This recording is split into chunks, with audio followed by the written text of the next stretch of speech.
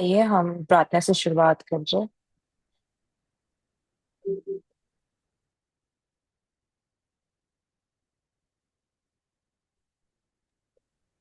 परमेश्वर पिता,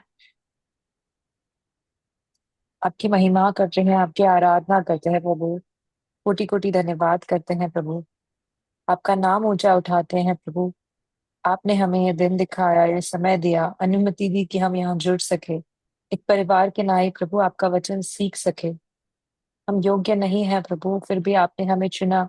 हमें हमारे अंधकार से निकाल कर प्रभु आप उजियाले में ले आए। इसलिए हम आपका धन्यवाद करते हैं। हम सभी को जो भी यहाँ पर जुड़े हैं, आपको आप चाहते हैं प्रभु आप सबकी निगरानी करना। सब जो अपने अपने घरों में है प्रभु, आपके स्वर्गदूत सबके इर्द गिर्द रहे प्रभु। प्रभु हम चाहते हैं कि पूरा का पूरा परिवार हम सब बैठकर प्रभु आपकी वचनों को सुने प्रभु, जो आपने आज आपके दास के द्वारा हमारे लिए प्रभु योजना की है प्रभु, जो जो हमारे जीवन के लिए उपयोग हो सके प्रभु। प्रभु आज जो भी वचन है प्रभु, हमें समझने के लिए हमारे मनों को खोल, हमारी आत्मिक आंखों और आत्मिक कानों को खोल, ताकि प्रभु जो भी हम देखे, और सुने, हम समझ सके और हमारे जीवन में हम ग्रहण कर सके प्रभु। ऐसा कोई भी वचन ना हो प्रभु जो अ, उप- प्रभु कहीं और जमीन पर गिर जाए प्रभु, पर आप यह जमीन को आप उपजाऊ बना प्रभु, ताकि जैसे ही आपका वचन का बीज गिरे प्रभु, वो एक फलवंत पेड़ की तरह बन पाए प्रभु। हम चाहते हैं, हम मांगते हैं प्रभु, इस्तेमाल कर हमारा प्रभु आपकी आपके राज्य में, और लोग आ पाए, जुड़ पाए प्रभु, हम और लोगों को बता पाए, आपके वचनों का ज्ञान दे पाए प्रभु। जो भी भेद आप शिकदादू द्वारा बता रहे हैं प्रभु, वो सारे भेद हम समझ कर और लोगों को बांट पाए, ऐसी शक्ति दे प्रभु। प्रभु ऐसे मौके दे प्रभु। प्रभु जिन तक भी ये मैसेज पहुंचा है, उनके हृदयों को टटोल प्रभु, ताकि वो भी तृप्त हो सके आपके वचन से। सारे internet connections, mobile devices, laptops को आपके हवाले करते हैं। हम मांगते हैं कि सब कुछ सही चले, हमारे मनों को भटकने ना दे प्रभु। शैतान के उस सारे कार्यों को हम खारिज करते हैं प्रभु यीशु मसीह नाजरीन के नाम में। प्रभु अगर हमारे मन प्रभु कुछ मनों में कुछ कुछ तकलीफ या फिर कुछ ऐसे सोच विचार है जो हमें प्रभु आपके वचन के बारे में ना सोचने दे प्रभु, वो सब हम आपके आपके पैरों तले रखते हैं प्रभु। हमारे सारे बोझ, हमारे सारे परेशानियां जो भी है, ताकि अभी हम पूरी तरह से खाली हो सके और आप हमारे कटोरे को भरे प्रभु, उभरता हुआ भर दे प्रभु। प्रभु हम शेखर यादव को भी आपके हवाले करते हैं। उन पर आपका पवित्र लहू, उन कहते हैं प्रभु, उनके इर्द गिर्द आपका सुरक्षा कवच रहे, आपके स्वर्गदूत रहे प्रभु। उनको और उनके पूरे परिवार को हमेशा प्रभु सुरक्षित रखना, उनके बाहर जाने और अंदर आने की निगरानी करना प्रभु।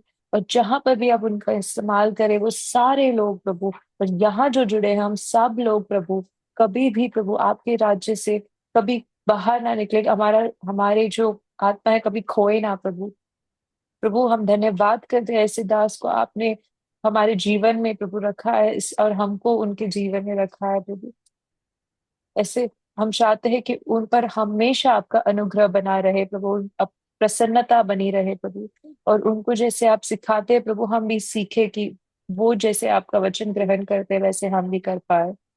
धन्यवाद करते हैं हम इस समय के लिए, जो भी जुड़े हैं परिवार के लोग हमारे, उनके लिए प्रभु। आज हम खाली नहीं जाएंगे प्रभु, आपके वचन से भर कर तृप्त होकर जाएंगे प्रभु। आपकी आत्मा द्वारा हम जुड़े रहे, हम मांगते हैं और चाहते हैं प्रभु कि आपकी उपस्थिति हम सबको महसूस हो यहाँ पर। आपकी आपकी योजना पूरी हो प्रभु। इस पूरे समय, इस पूरे बाइबल अध्ययन को आपके हवाले करते हैं। यह प्रार्थना हम प्रभु यीशु मसीह नाजरीन के नाम में मांगते हैं, आमीन। आमीन। सो एक बार फिर से सभी प्रियजनों का प्रभु यीशु मसीह के मीठे नाम में इस अध्ययन में सबका स्वागत करता हूं मैं। और हम लोग नहूम 2 अध्याय एक पद को पढ़ेंगे, उसके बाद एंटर करेंगे। पढ़िए। नहूम 2 का 1। सत्यानाश करने वाला तेरे विरुद्ध चढ़ आया है। गढ़ को दृढ़ कर, मार्ग देखता हुआ चौकस रह, अपनी कमर कस, अपना बल बढ़ा दे। Nahum chapter 2, verse 1. An attacker advances against you. Guard the fortress. Watch the road. Brace yourselves. Marshal all your strength. तो ये आज का विषय जो है, ये वर्तमान आवश्यकता, प्रेजेंट नीड है हम सबों की, कि हम इस बात को समझे, जबकि पूरे संसार में चारों तरफ anti Christian movement, anti believers movement चल रहा है। यहाँ पर लिखा है नहूम 2 के 1 में, सत्यानाश करने वाला तेरे विरुद्ध चढ़ आया है। और तब ऐसी स्थितियों में बहुत सारे मानुषिक विचार आते हैं, मानुषिक प्रयास किए जाते हैं, पर परमेश्वर के वचन में एक मार्गदर्शन दिया हुआ है कि हमको ऐसी स्थिति में करना क्या चाहिए। और तब 4 बातें हैं, इसको हम लोग ध्यान करेंगे आज और कल में, इस बात को सीखने का प्रयास करेंगे। सबसे पहली बात, गढ़ को दृढ़ कर बोला, फिर मार्ग देखता हुआ चौकस रहा, फिर अपनी कमर कस, फिर अपना बल बढ़ा दे। ये 4 काम, ये 4 बातें बोलता है कि जब सत्यानाश करने वाला तेरे विरुद्ध चढ़ा है, तेरा घेराबंदी किया हुआ जो सत्यानाश करता है, तो उस समय में देखना है कि हम क्या कर रहे हैं और परमेश्वर का वचन हमें क्या करने बोलता है। और इसलिए इन्हीं विषयों को हम लोग ध्यान से आज के दिन समझने का प्रयास करेंगे। ये विषय बहुत ही आवश्यक है कि हम ठीक ठीक समझें और दूसरों की भी सहायता करें, ताकि हम कहीं पर भी विनाश में न जाएं और परेशान न हो, बल्कि विजय प्राप्त करें।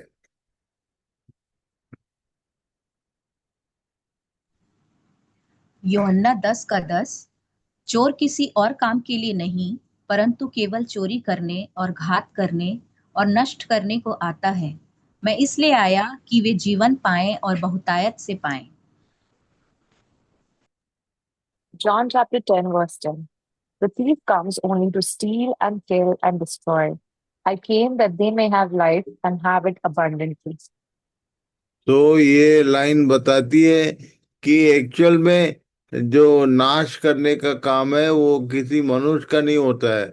हम लोग मनुष्यों को देखते हैं, पर मनुष्यों के पीछे जो खड़ा है, जो नाश करने वाला, उसको नहीं देखते हैं।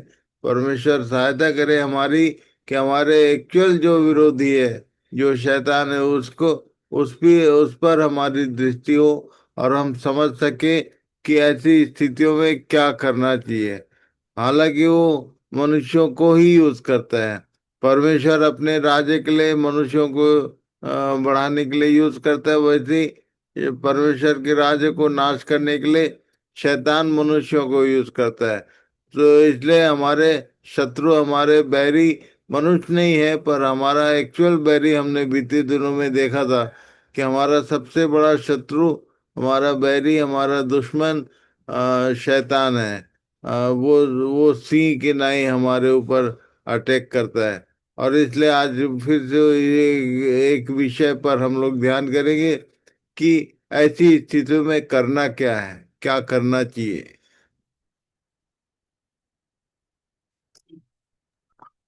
यिर्मयाह 23 का 1। उन चरवाहों पर हाय जो मेरी चराई की भेड़ बकरियों को तितर बितर करते और नाश करते हैं। Jeremiah chapter 23, verse 1. Woe to the shepherds who destroy and scatter the sheep of my pasture, declares the Lord.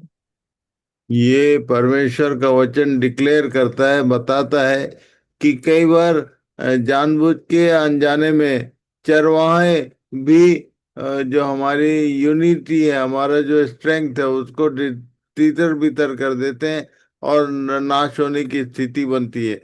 अभी पूरे देश में यदि देखा जाए, हमारे देश में, तो ये स्थिति दिखाई देती है। कई कई जगहों के विषय में मुझे मालूम है, समझने के लिए मैं उदाहरण देना चाहता हूँ। 10 साल पहले 5,000 लोग थे, 2 चर्च थे। अभी 10 साल बाद, 10 साल हो चुके, अभी लोग उतने ही हैं, 5,000, पर चर्च जो है वो बहुत सारे हो गए, मतलब उन्हीं में से लोग बंटवारा कर लिए। और इसलिए यहाँ पर ये बोल रहा था कि जो मेरी चराई की भेड़ बकरियों को तीतर बितर करते, मतलब अपने अपने पीछे अलग अलग ले जाते हैं, यूनियन, एकता जो है उसको भंग कर देते हैं। और इसलिए अनजाने में ये काम चरवाहों के द्वारा भी होता है। इसी से संबंधित यहेजकेल 34 अध्याय को बाद में आप लोग पढ़ लेना, वहां पर चरवाहों के विषय में बहुत सारी बातें कही गई। तो ये पीछे शैतान है, पर वो यूज करता है, कई बार चरवाहों को ही यूज करता है हमारी यूनिटी को भंग करने के लिए।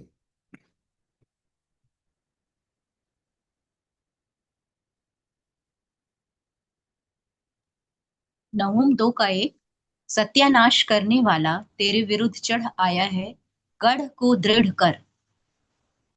Nahum chapter 2, verse 1.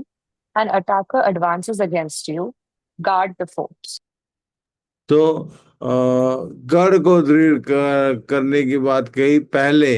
सबसे पहले गढ़, और गढ़ किसको बोलता है दाऊद के शब्दों में, हम लोग सब जानते हैं। इस लाइन को पढ़ लीजिए। दूसरा शमूएल 5 का 17। जब पलिश्तियों ने यह सुना कि इसराइल का राजा होने के लिए दाऊद का अभिषेक हुआ, तब सब पलिश्ती दाऊद की खोज में निकले। यह सुनकर दाऊद गढ़ में चला गया।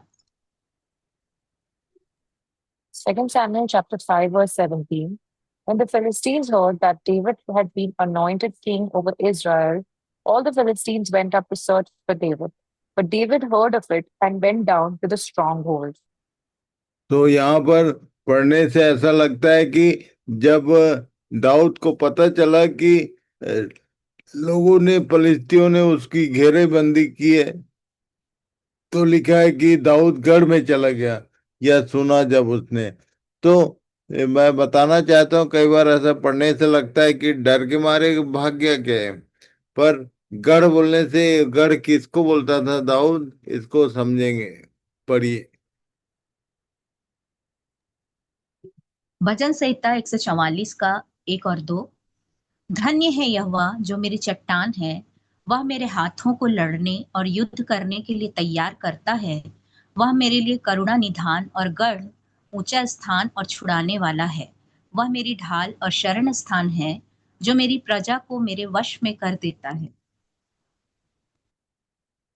Psalm chapter 144, verses 1 and 2.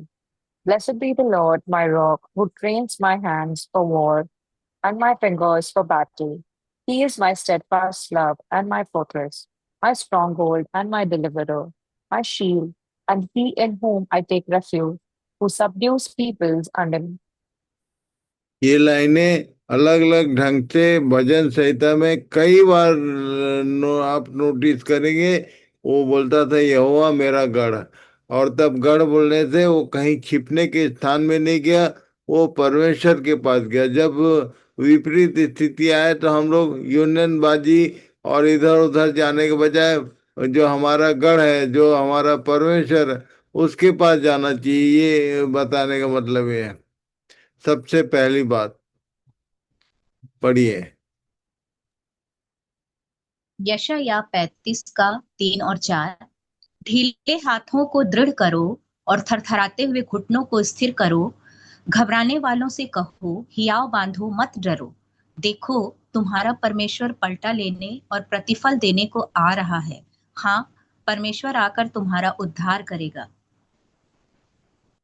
Isaiah chapter 35, verses 3 and 4. Strengthen the weak hands and make firm the feeble knees. Say to those who have an anxious heart, be strong, fear not. Behold, your God will come with vengeance, with the recompense of God. He will come and save you. तो ये कहावत नहीं है, ये परमेश्वर के वचन की सच्चाई है। ये उसका डिक्लेरेशन है। ये बोला कि तुम अपने ढीले हाथों को दृढ़ करो, का मतलब अपनी पकड़ परमेश्वर में मजबूत करो, और थरथराते हुए घुटनों को स्थिर करो, का मतलब अपने प्रार्थना में जीवन को मजबूत करो। और तब घबराओ मत, याव बांधो, मत डरो, क्योंकि तुम्हारा परमेश्वर पलटा लेने के लिए और प्रतिबल देने को आ रहा है। और वो ही उद्धार करेगा, वही बचाएगा। और इसलिए ये सब नहीं होने से परमेश्वर की सहायता कई बार हमको नहीं मिलती है।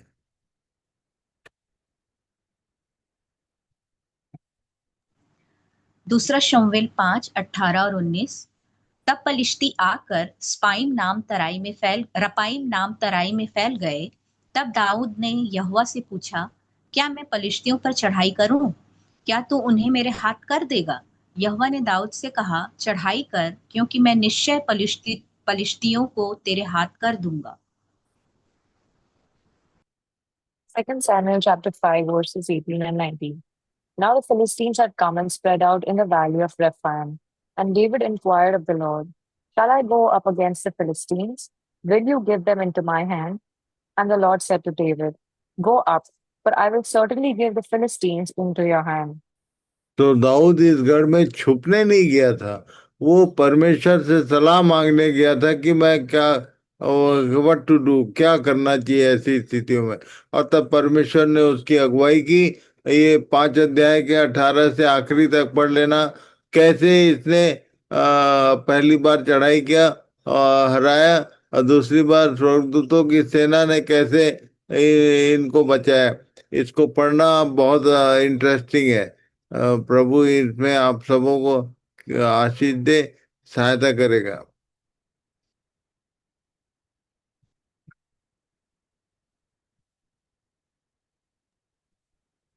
नहूम 2 का 1। सत्यानाश करने वाला तेरे विरुद्ध चढ़ आया है, मार्ग देखता हुआ चौकस रह। Nahum chapter 2 verse 1. The scatterer. He had dashed in pieces, watched the way. ये सबसे पहली बात तो हमने देखा, गढ़ को ड्रिल कर। दूसरी बात क्या करने बोला, मार्ग देखता हुआ चौकस रहा। तो सत्यानाश करने वाला तेरे विरुद्ध चढ़ा है, जो टुकड़ों में विभाजित कर देता है, टुकड़े टुकड़े में बांट देता है, उसने चढ़ाई की है, इसलिए मार्ग देखता हुआ चौकस रहा। तो हम लोग इसी विषय पर ध्यान करेंगे, सेकेंड पॉइंट। और तब भजन संहिता 84 के 5 में एक बात लिखी पड़ी है। भजन संहिता 84 का 5। क्या ही धन्य है वह मनुष्य जो तुझसे शक्ति पाता है, और वे जिनको सियोन की सड़क की सुधि रहती है। Psalm chapter 84 verse 5. What joy for those whose strength comes from the Lord, who have set their minds on a pilgrimage to Jerusalem. तो सियोन या जेरूशलेम, ये एक ही जगह का नाम है, जिसको बोलते थे, यरूशलेम बोलने से परमेश्वर का घर, परमेश्वर का निवास स्थान।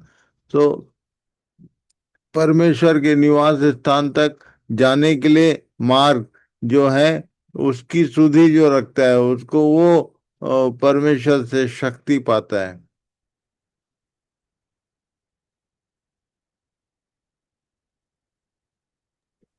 Zion, a name applied to Jerusalem, at least since the time of David. दूसरा शमूएल 5 का 7। दाऊद ने सियोन नाम गढ़ को ले लिया, वही दाऊदपुर भी कहलाता है।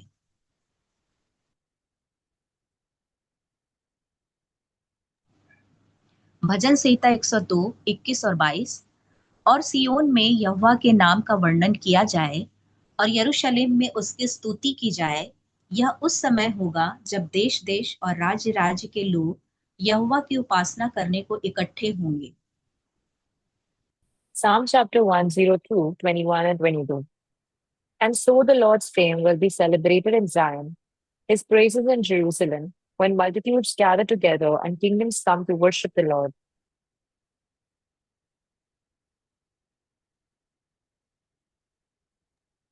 यर्मिया 31 का 6। क्योंकि ऐसा दिन आएगा जिसमें एप्रैम के पहाड़ी देश के पहरुए पुकारेंगे, उठो, हम अपने परमेश्वर यहोवा के पास सियोन को चलें। Jeremiah chapter 31, verse 6. The day will come when watchmen will shout from the hill country of Ephraim, come, let us go up to Jerusalem to worship the Lord our God.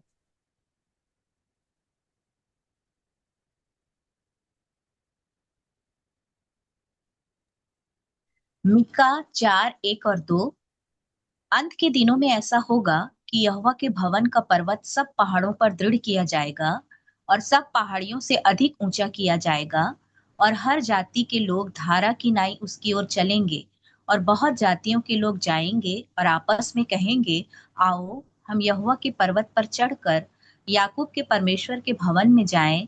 तब वह हमको अपने मार्ग सिखाएगा और हम उसके पथों पर चलेंगे, क्योंकि यहोवा की व्यवस्था सिय्योन से और उसका वचन यरूशलेम से निकलेगा। Micah chapter 4, verses 1 and 2. In the last days, the mountain of the Lord's house will be the highest of all, the most important place on earth. It will be raised above other hills, and people from all over the world will stream there to worship. People from many nations will come and say, come, let us go up to the mountain of the Lord, to the house of Jacob's God. There he will teach us his ways, and we will walk in his paths. For the Lord's teaching will go out from Zion, his word will go out from Jerusalem.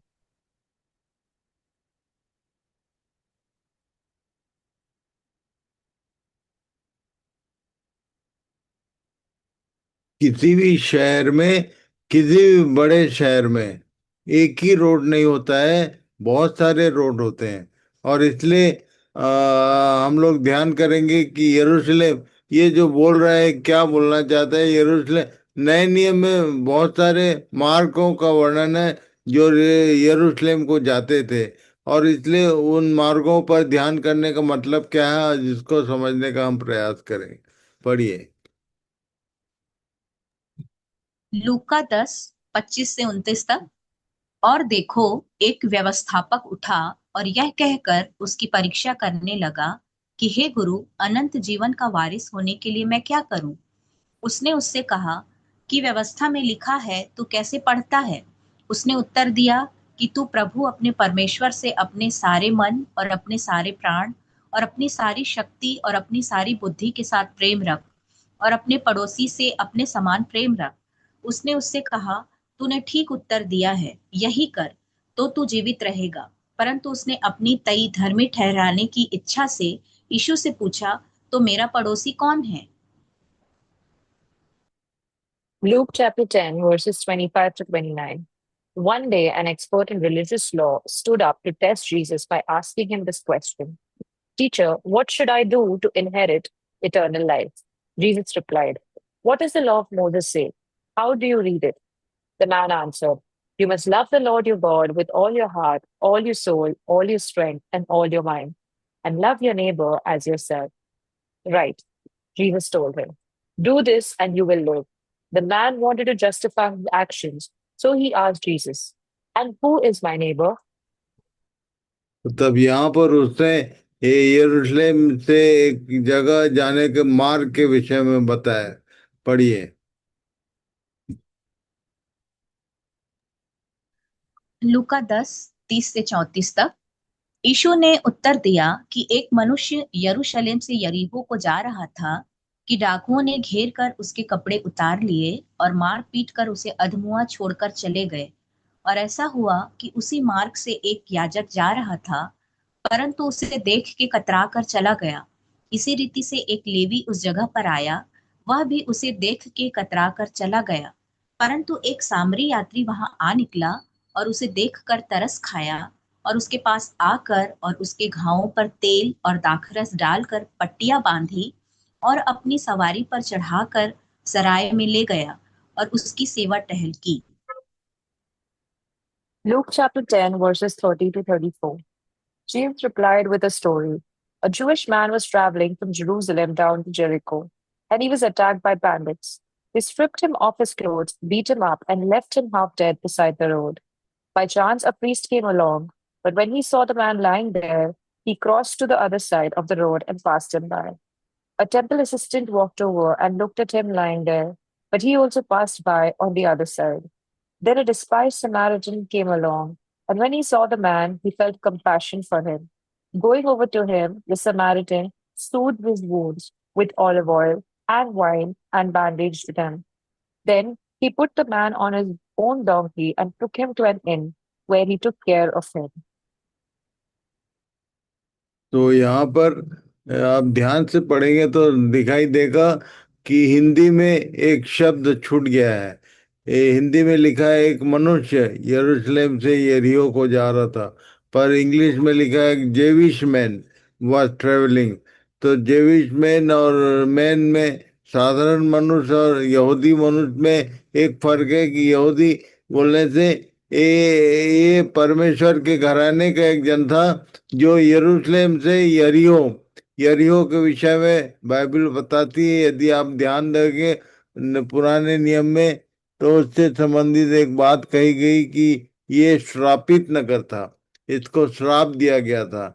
और तब ये पवित्र जगह परमेश्वर के घर से यरीहो की ओर, श्रापित संसार की ओर जा रहा है। एक डायरेक्शन देखिए आप कि एक परमेश्वर के घराने का व्यक्ति परमेश्वर के घर को छोड़कर यरीहो को चले जा रहा है। और तब उसके साथ इस कारण से ये हुआ कि डाकुओं ने घेर कर उसके कपड़े उतार लिए। और ये अजीब डाकू हैं इन लोग यहाँ ये नहीं लिखा है कि कुछ लूटे, पर इसके कपड़े उतार दिए। खासकर जो परमेश्वर की प्रजा है उसको परमेश्वर धार्मिकता का वस्त्र पहनाता है। ये जो डाकू हैं, ये यदि एक व्यक्ति परमेश्वर का घराने का होकर यरूशलेम से परमेश्वर की उपस्थिति से यरीहो की ओर जाएगा, तो निश्चित रूप से मार्ग में उसके कपड़े उतार दिए जाएंगे। और तब ये घायल स्थिति में पड़ा था। तब यहाँ पर आगे लिखा है कि वो उसी मार्ग से, सेम डायरेक्शन में लेवी भी चले आ रहा है और याजक भी चले जा रहे हैं, और उन्होंने उसको तो उस पर तरस नहीं खाया। क्यों? क्योंकि वो भी उसी डायरेक्शन में, यरूशलेम से यरीहो। और इसलिए प्रभु सहायता करे, सबसे पहला मार्ग हमको ध्यान करना है। आप अपने विषय में ध्यान करो कि आपने यरूशलेम तक आए तो हैं आप, पर यरूशलेम से यरीहो की ओर आपका डायरेक्शन तो नहीं है। परमेश्वर की ओर पीठ और संसार की ओर मुंह, ये यरूशलेम से यरीहो का डायरेक्शन। ये जो मैंने सीखा कि यदि आप परमेश्वर के पास आने के बाद फिर संसार की ओर मुंह करोगे तो आपका वस्त्र उतार दिया जाएगा। और इसलिए प्रभु सहायता करे। सबसे पहली बात ये ध्यान कीजिए कि इस मार्ग में आप स्वयं तो नहीं है, और तब अपने चारों ओर अपने परिवार, अपने मित्रों के बीच में ध्यान कीजिए कि और कोई जन तो नहीं है जो यरूशलेम से यरीहो के डायरेक्शन में चले जा रहा। सबकी सहायता करें। इस बात को ठीक ठीक समझिए। ये बात कही गई है कि सत्यानाश करने वाला तेरे विरुद्ध चढ़ आया है। सबसे पहली बार मार्ग देखता हुआ चौकस रहा। ये पहला मार्ग हमने देखा, और भी कुछ मार्ग हैं, पढ़िए। मत्ती 21:1 से 6 तक। जब वे यरूशलेम के निकट पहुंचे और जैतून पहाड़ पर बैतफगे के पास आए, तो यीशु ने 2 चेलों को यह कहकर भेजा कि अपने सामने के गांव में जाओ। वहां पहुंचते ही एक गदही बंधी हुई और उसके साथ बच्चा तुम्हें मिलेगा। उन्हें खोलकर मेरे पास ले आओ। यदि तुम में से कोई कुछ कहे, तो कहो कि प्रभु को इनका प्रयोजन है, तब वह तुरंत उन्हें भेज देगा। यह इसलिए हुआ कि जो वचन भविष्यद्वक्ता के द्वारा कहा गया था वह पूरा हो, कि सिय्योन की बेटी से कहो, देख तेरा राजा तेरे पास आता है, वह नम्र है और गधे पर बैठा है। वरन लादू के बच्चे पर चेलों ने जाकर जैसा यीशु ने उनसे कहा था वैसा ही किया। Matthew chapter 21, verses 1 to 6. As Jesus and the disciples approached Jerusalem, they came to the town of Bethphage on the Mount of Olives. Jesus sent two of them on ahead. Go into the village over there, he said. As soon as you enter it, you will see a donkey tied there, with its colt beside it. Untie them and bring them to me. If anyone asks what you are doing, just say, the Lord needs them, and he will immediately let you take them. This took place to fulfill the prophecy that said, tell the people of Jerusalem, look, your king is coming to you. He is humble, riding on a donkey's colt. The two disciples did as Jesus commanded. They brought the donkey and the colt to him and threw their garments over the colt, and he sat on it. यदि आप ध्यान से इन बातों को पढ़ेंगे तो आपको पता पड़ेगा कि ये बैतनिया से यरूशलेम का मार्ग था, जिसके बीच में बैतफगे नाम का एक गांव था। और तब वहां के बारे में लिखा है कि जिस पर सवारी करनी थी वो बंधे हुए थे। और तब उसने अपने चेलों से कहा कि जाओ और गांव में वहां तुमको ऐसा ऐसा बंधन में पड़े हुए लोग मिलेंगे, उनको खोल कर लाना। सो प्रभु सहायता करे कि हमारी दृष्टि हो, हम इस मार्ग की भी चौकसी करें। बहुत सारे लोग हैं जो यरूशलेम के मार्ग में हैं पर बंधन में पड़े हैं, और तब प्रभु उन पर भी सवारी करना चाहता है। और इसलिए इस बात को समझिए, सेकंड जो रोड है वो यरूशलेम से जुड़ी हुई, ये है। तीसरा रोड के बारे में यहाँ लिखा है लूका 24 अध्याय उसके 13 से 18 में। लूका 24:13 से 18 तक। देखो, उसी दिन उनमें से दो जन इम्माउस नाम एक गांव को जा रहे थे, जो यरूशलेम से कोई 7 मील की दूरी पर था। और वे इन सब बातों पर जो हुई थी आपस में बातचीत करते जा रहे थे। और जब वे आपस में बातचीत और पूछपाछ कर रहे थे, तो यीशु आप पास आकर उनके साथ हो लिया। परंतु उनकी आंखें ऐसी बंद कर दी गई थीं कि उसे पहचान ना सके। उसने उनसे पूछा, ये क्या बातें हैं जो तुम चलते चलते आपस में करते हो? वे उदास से खड़े रह गए। यह सुनकर उनमें से क्लियोपास नाम एक व्यक्ति ने कहा, क्या तू यरूशलेम में अकेला परदेशी है, जो नहीं जानता कि इन दिनों में उसमें क्या क्या हुआ है? Luke chapter 24, verses 13 to 18. That same day, two of Jesus' followers were walking to the village of Emmaus, 7 miles from Jerusalem. As they walked along, they were talking about everything that had happened. As they talked and discussed these things, Jesus himself suddenly came and began walking with them. But God kept them from recognizing him. He asked them, "What are you discussing so intently as you walk along?" They stopped short, sadness written across their faces. Then one of them, Cleopas, replied, "You must be the only person in Jerusalem who hasn't heard about all the things that have happened there the last few days." तो ये एक मार्ग है जो यरूशलेम से इम्मौस के बीच में है। और तब इस मार्ग की चौकसी का मतलब ये है कि ये एक ऐसा मार्ग है जिसमें यात्रा करने वाले लोग वो यीशु के बारे में बातचीत कर रहे थे, पर यीशु साथ में आ गया और उन्होंने उसको पहचाना नहीं, क्योंकि उनकी आंखें बंद थी, बंद कर दी गई थी। और तब आंखें कौन बंद करता है? दूसरा कुरिन्थी 4 अध्याय को बाद में पढ़िए, वहां पर 3 और 4 पद को पढ़िए कि इस संसार के ईश्वर ने मनुष्य की आंखों को अंधी कर दिया है। तो यहाँ पर लिखा है कि ये इनकी आंखें बंद थी और यीशु के विषय में बता रहे थे। तो बहुत सारे लोग आज ऐसे भी हैं जो इस मार्ग पर हैं। आप खुद अपने विषय में ध्यान कीजिए और अपने आसपास दूसरों के विषय में ध्यान कीजिए। ये ये जो इन दिनों में हुआ था बोलने से, ये क्रूसिफिक्शन से संबंधित बातों की चर्चा कर रहे थे, बड़े उदास से चले जा रहे थे। और तब आगे क्या हुआ ध्यान कीजिए, पढ़िए। लूका 24:19 से 23 तक। उसने उनसे पूछा, कौन सी बातें? उन्होंने उससे कहा, यीशु नासरी के विषय में, जो परमेश्वर और सब लोगों के निकट काम और वचन में सामर्थी भविष्यद्वक्ता था। और महायाजकों और हमारे सरदारों ने उसे पकड़वा दिया कि उस पर मृत्यु की आज्ञा दी जाए और उसे क्रूस पर चढ़वाया। परंतु हमें आशा थी कि यही इस्राएल को छुटकारा देगा। और इन सब बातों के सिवाय इस घटना को हुए तीसरा दिन है। और हम में से कई स्त्रियों ने भी हमें आश्चर्य में डाल दिया है, जो भोर को कब्र पर गई थीं, और जब उसकी लोथ न पाई, तो यह कहती हुई आई कि हमने स्वर्गदूतों का दर्शन पाया, जिन्होंने कहा कि वह जीवित है। Luke chapter 24, verses 19 to 23. "What things?" Jesus asked. "The things that happened to Jesus, the man from Nazareth."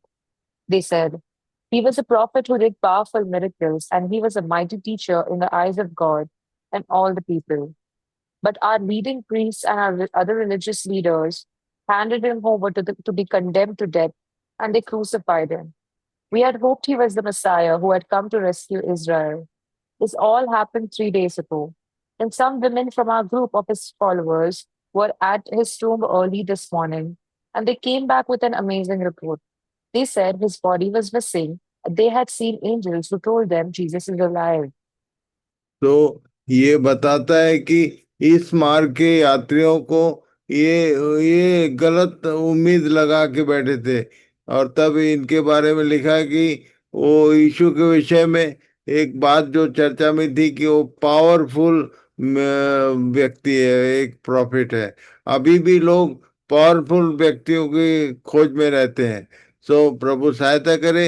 इस मार्ग में यदि आप हैं तो आपको धोखा होगा। और तब यहाँ पर लिखा है कि इनको ये वो कह रहे थे कि हमें आशा थी कि यही छुटकारा देगा। और 3 दिन हो चुके हैं इस घटना को। ये एक मार्ग है जिस मार्ग के यात्रियों की ये स्थिति रहती है। अपने स्थिति को जानिए और दूसरों की भी सहायता करिए।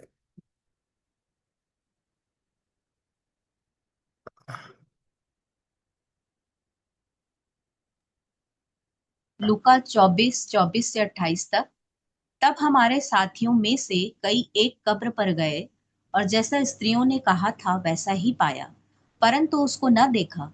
तब उसने उनसे कहा, हे निर्बुद्धियों और भविष्यद्वक्ताओं की सब बातों पर विश्वास करने में मंदमतियों, क्या अवश्य न था कि मसीह ये दुख उठाकर अपनी महिमा में प्रवेश करे?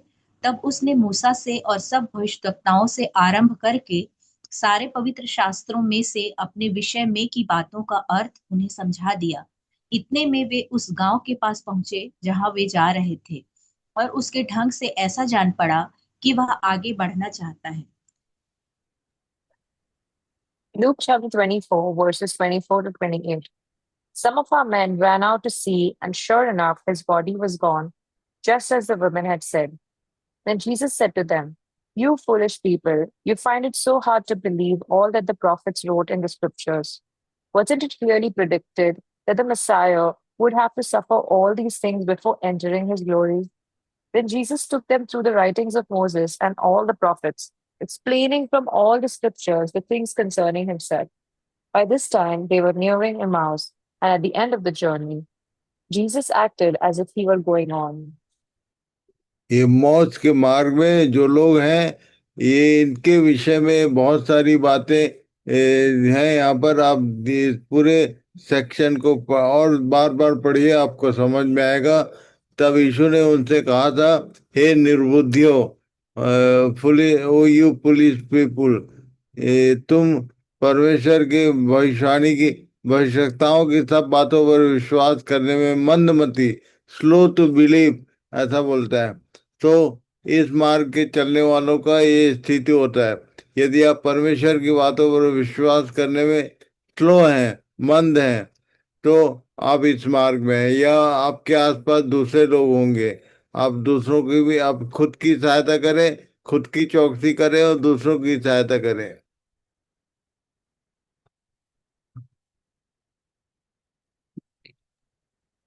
लूका 24:29 से 33 तक। परंतु उन्होंने यह कहकर उसे रोका कि हमारे साथ रह, क्योंकि संध्या हो चली है और दिन अब बहुत ढल गया है। तब वह उनके साथ रहने के लिए भीतर गया। जब वह उनके साथ भोजन करने बैठा, तो उसने रोटी लेकर धन्यवाद किया और उसे तोड़कर उनको देने लगा। तब उनकी आंखें खुल गईं और उन्होंने उसे पहचान लिया, और वह उनकी आंखों से छिप गया। उन्होंने आपस में कहा, जब वह मार्ग में हमसे बातें करता था और पवित्र शास्त्र का अर्थ हमें समझाता था, तो क्या हमारे मन में उत्तेजना न उत्पन्न हुई? वे उसी घड़ी उठकर यरूशलेम को लौट गए और उन 11 और उनके साथियों को इकट्ठे पाया। Luke chapter 24, verses 29 to 33. But they begged him, "Stay the night with us, since it is getting late." So he went home with them. As they sat down to eat, he took the bread and blessed it. Then he broke it and gave it to them. Suddenly, their eyes were opened and they recognized him. And at that moment, he disappeared. They said to each other, "Didn't our hearts burn within us as he talked with us on the road and explained the scriptures to us?" And within the hour, they were on their way back to Jerusalem. There they found the 11 disciples and the others who had gathered with. तो यहाँ पर जब ये Lord सपर में उसके साथ भोजन करने बैठे, जब रोटी लेकर उसने धन्यवाद किया और उनको देने लगा, तभी लिखा है कि उनकी आंखें खुल गई। ये जो हमारे सोसाइटी, हमारे चर्चेज में जो प्रभु प्रभु भोज होता है, उससे वो भी एक विषय है जानकारी का यहाँ पर, कि इससे पहले उनकी आंखें नहीं खुली, पर जब ये रोटी लिए हाथ में तब उनकी आंखें खुल गई। और इसलिए प्रभु की गरिमा को समझिए कि यदि आपकी आंखें बंद है, ये मौत के मार्ग में है आप, तो आपकी आंखें खुल सकती हैं यदि आप परमेश्वर के उस भोज को, उस रोटी को आदर सहित ग्रहण करते हैं।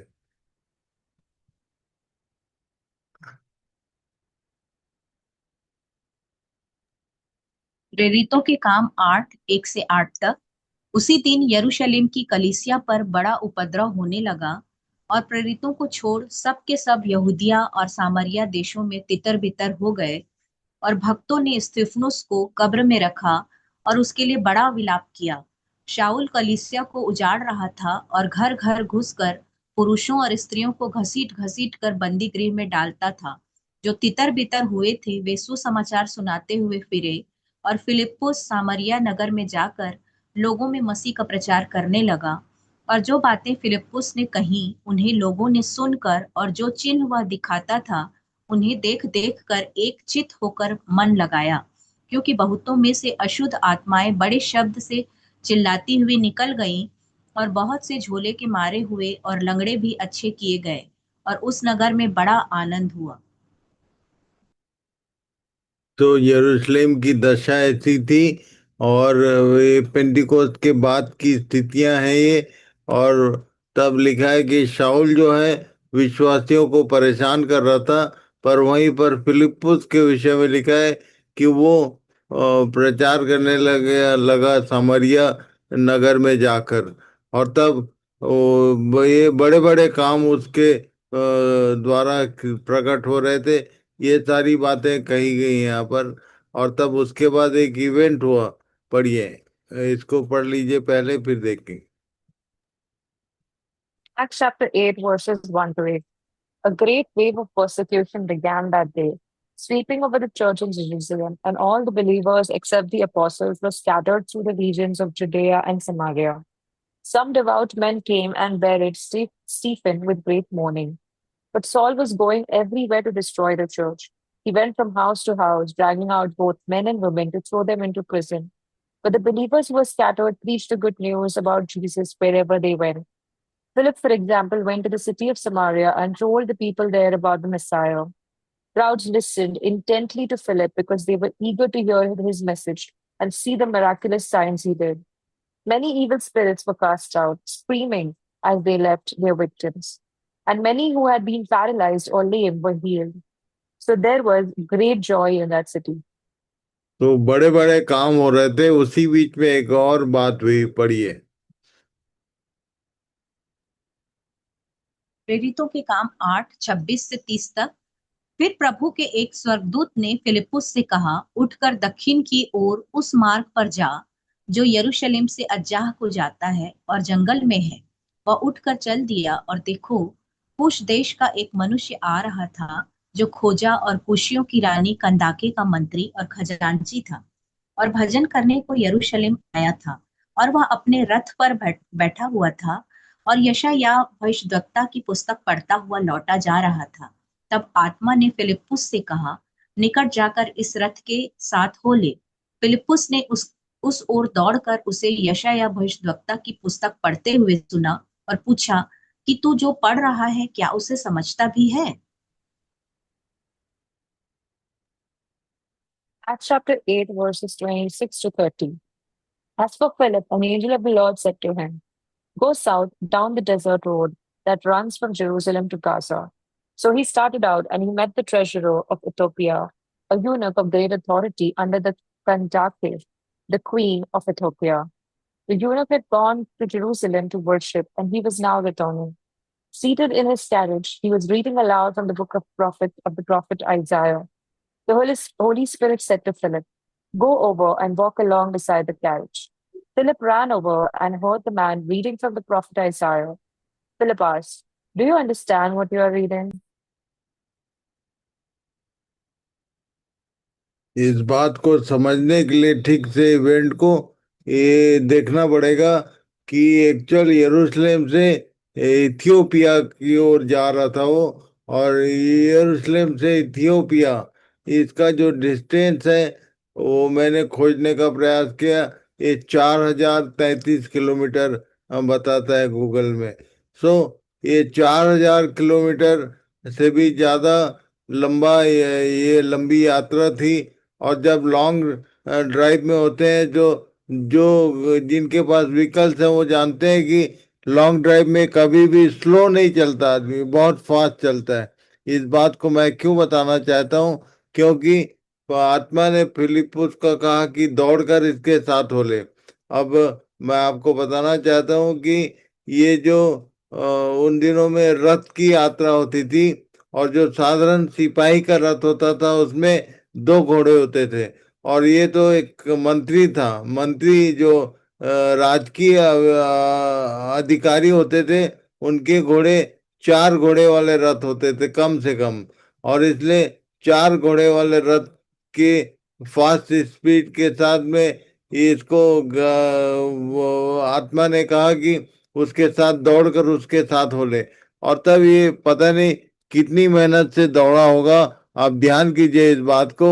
और दौड़ के उसने दौड़ते दौड़ते ध्यान से सुनने का प्रयास किया कि पढ़ क्या रहा है। और तब उसको जो सुनाई दिया, आप देखिए कि एक एक ये जो खजांची है, मंत्री है, ये यरूशलेम को आराधना के लिए आया था। और जब वापस जा रहे हैं तो मैं ऐसा आज तक कोई आदमी नहीं देखा जो आराधना के बाद भी ऑन द वे बाइबल पढ़ता हो। ये परमेश्वर के वचन को पढ़ते जा रहा था आराधना में, उतना दिन रहने के बाद भी। ऐसा एक व्यक्ति जिसको परमेश्वर ने देखा। और तब परमेश्वर ऐसे ही ध्यान करता। हमारा परमेश्वर बड़ा अद्भुत परमेश्वर है। यदि आप पढ़ रहे हो कोई चीज और नहीं समझ रहे, तो अपने किसी न किसी जन को भेजेगा। उसने फिलिपुस के उस बड़े बड़े चमत्कारिक काम को ड्रॉप करके इसको वो एक जन के लिए जंगल के मार्ग में भेजा था। पढ़िए। प्रेरितों के काम 8:31 से 35 तक। उसने कहा, जब तक कोई मुझे न समझाए तो मैं क्यों कर समझूं। और उसने फिलिप्पुस से विनती की कि चढ़कर मेरे पास बैठ। पवित्र शास्त्र का जो अध्याय वह पढ़ रहा था वह यह था कि वह भेड़ की नाई वध होने को पहुंचाया गया, और जैसा मेमना अपने ऊन कतरने वालों के सामने चुपचाप रहता है, वैसे ही उसने भी अपना मुंह न खोला। उसकी दीनता में उसका न्याय होने नहीं पाया, और उसके समय के लोगों का वर्णन कौन करेगा, क्योंकि पृथ्वी से उसका प्राण उठाया जाता है। इस पर खोजे ने फिलिप्पुस से पूछा, मैं तुझसे विनती करता हूँ, यह बता कि भविष्यद्वक्ता यह किस विषय में कहता है, अपने या किसी दूसरे के विषय में। तब फिलिप्पुस ने अपना मुंह खोला और इसी शास्त्र से आरंभ करके उसे यीशु का सुसमाचार सुनाया। Acts chapter 8, verses 31 to 35. The man replied, how can I unless someone instructs me? Then he urged Philip to come up into the carriage and sit with him. The passage of scriptures he had been reading was this: he was led like a sheep to the slaughter, and as a lamb is silent before the shearers, he did not open his mouth. He was humiliated and received no justice. Who can speak of his descendants? For his life was taken from the earth. The eunuch asked Philip, tell me, was the prophet talking about himself or someone else? So, beginning with this same scripture, Philip told him the good news about Jesus. ये एक मार्ग है जो यरूशलेम से अज्जा के direction में। तो मैं बताना ये चाहता हूँ कि इस मार्ग का मतलब ये कि आप हो सकता है कि पढ़ रहे हैं, समझ कुछ नहीं रहे हैं, पर परमेश्वर आप पर दृष्टि लगाए रखता है। और तब उसको अपने किसी न किसी जन को आपके पास तक भेजेगा कि जा, ये जो पढ़ता है समझ नहीं रहा है फिर भी पढ़ रहा है। और इसलिए उसके उस पढ़ने की धुन को देखकर परमेश्वर ने फिलिप्पुस को उसके काम को बंद करवा कर एक जन के लिए, यहाँ इतने भीड़ में बड़े बड़े काम हो रहे थे, उसको बंद करा के वो एक जन के लिए उसने जंगल में जाने को कहा। और तब उसने उसको सुसमाचार सुनाया। सो इन सब बातों को, इन सब मार्गों को ध्यान कीजिए, मनन कीजिए। बहुत आवश्यक है कि हम इस बात को समझें कि जब खासकर एंटी मूवमेंट हमारे चारों तरफ है, ऐसे समय में परमेश्वर का गाइडलाइन हमारे लिए कि हमें करना क्या चाहिए। तो बाकी दो चीजों को कल देखेंगे। आज हमने दो बातों पर ध्यान किया है कि गढ़ को दृढ़ करो और मार्ग देखता हुआ चौकस रहा। का मतलब वॉच, हमारी दृष्टि खुली होनी चाहिए कि हम खुद भी उस मार्ग में तो नहीं है, और यदि हम उस मार्ग में नहीं है तो दूसरों के विषय में ध्यान करें कि कोई और हमारा परिजन उस मार्ग इतने मार्गों में से किसी में तो नहीं है। और इसलिए प्रभु आज के दिन हम सबों की सहायता करें। So pastor, please pray for all. Hallelujah. Praise you, Jesus. Thank you, Lord. Thank you, Jesus. दयालु प्रेमी पिता, आपका धन्यवाद करते हैं एक बार फिर प्रभु। हम आपके सन्मुख आते हैं प्रभु, आज जो आपने हमें मन्ना खिलाया है प्रभु, हमारे मार्गों की रक्षा करने के लिए, सुरक्षा करने के लिए प्रभु, ताकि हम कहीं भटक ना जाएं प्रभु। हमारे चारों तरफ अब जो सताव बढ़ रहा है प्रभु, उससे कहीं हम गुम ना हो जाएं। जिस तरह से प्रभु आपके वचन के माध्यम से आपने हमें चेताया, सिखाया प्रभु, आज सारी बातें आपके वचनों में लिखी हुई हैं प्रभु। अब इसके बाद हम कोई भी बहाना नहीं कर सकते हैं प्रभु कि हमें नहीं पता था। हाँ प्रभु, समय से पहले जब बढ़ रहा है प्रभु सताव, तभी आपने हमें चेताया है प्रभु, सावधान होने के लिए कहा है प्रभु। हमारी सहायता करें प्रभु, हम इस पर मनन करते रहे प्रभु, इस अध्ययन को प्रभु हम हल्के में ना लें। जिस तरह से आपने बताया प्रभु कि उस खोजे को प्रभु आपने फिलिप्पुस को भेजा, उस एक व्यक्ति को सुसमाचार देने के लिए प्रभु, ताकि वो कहीं भटक ना जाए, वो बिना समझे प्रभु कहीं अपने घर लौट ना जाए। आपने प्रभु एक व्यक्ति के लिए अपने जन को भेजा प्रभु। हम जानते हैं प्रभु, हम में से कई लोग ऐसे हैं जो प्रभु आपके वचन को बहुत बहुत गंभीरता से लेते हैं प्रभु, रोज उस पर मनन करते हैं प्रभु। सहायता कर प्रभु कि हम सबको आपके वचन को ठीक तरह से समझने के लिए हमको वो बुद्धि दे प्रभु।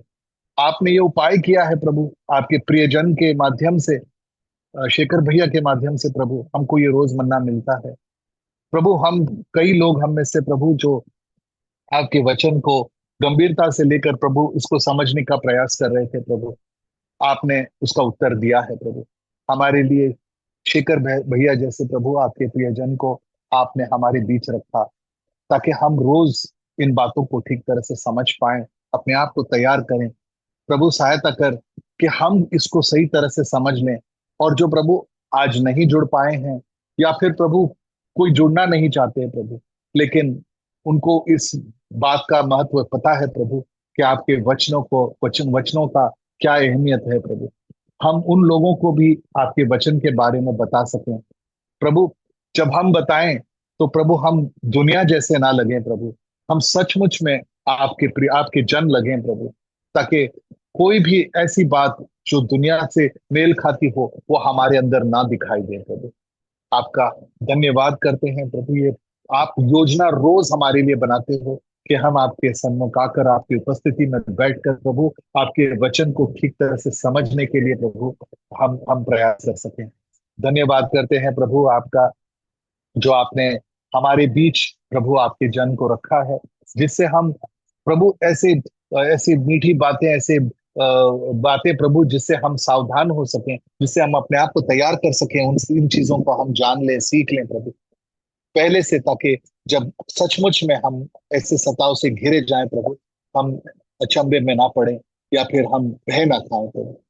धन्यवाद करते हैं एक बार फिर सभी जनों के लिए प्रभु जो आज इकट्ठा हुए, जो आगे यूट्यूब के माध्यम से भी जुड़ेंगे प्रभु, उन सब के लिए सहायता कर प्रभु, सबकी सहायता कर प्रभु, ताकि कोई भी इसे बगैर समझे हुए या बगैर इसको सरलता से प्रभु ठीक तरह से समझे हुए प्रभु दुनिया में ना जाए। आपका धन्यवाद करते हैं एक बार फिर प्रभु सभी लोगों के लिए जो यहाँ पर जुड़े हैं, उनके लिए मांगते हैं प्रभु कि उनके जीवन में कोई कमी घटी ना हो। कमी घटी प्रभु आपकी योजना के तहत, कमी घटी इस दुनिया के हिसाब से नहीं प्रभु, ताकि वचनों को हम सही तरह से समझ पाएं, और जो आपकी योजना है प्रभु हमारे लिए, उसमें हम कहीं कमजोर न हो पाए प्रभु। जो आपने कहा है, जो जरूरत की चीजें हैं प्रभु, आप हमें मुहैया कराएंगे प्रभु, उसमें हमें कोई कमी घटी ना हो प्रभु। आपका धन्यवाद करते हैं, धन्यवाद करते हैं प्रभु सर कुशीकर भैया के लिए प्रभु, उनके अच्छे स्वास्थ्य हम प्रार्थना करते हैं प्रभु, कि हमेशा प्रभु वो अच्छे स्वास्थ्य में रहें, और प्रभु हमारे जैसे लाखों करोड़ों लोग प्रभु, उनको ये वचन मिले और वो भी मन फिराकर आपके पीछे हो लें प्रभु। ये प्रार्थना हम यीशु मसीह नाजरीन के सामर्थ्य नाम में करते हैं, आमीन। आमीन आमीन। तो प्रभु सबको आशीष दे। एक बार फिर से मैं सबको प्रभु, हमारे प्रभु के हाथ में सौंपता हूँ। इन वचनों को मनन कीजिए, ध्यान कीजिए, खुद भी समझिए, दूसरों को भी समझाइए। तो कल के दिन बाकी दो बातों को हम ध्यान करेंगे। तो अपने लोगों को एनकरेज करिए कि अध्ययन करें, चाहे यहाँ चाहे ऑनलाइन या यूट्यूब के माध्यम से। ये बातें बहुत आवश्यक है। तो प्रभु सबको आशीष दे। शालोम। शालोम शालोम दादा। Shalom shalom. Shalom shalom. Shalom. Hello. All God bless.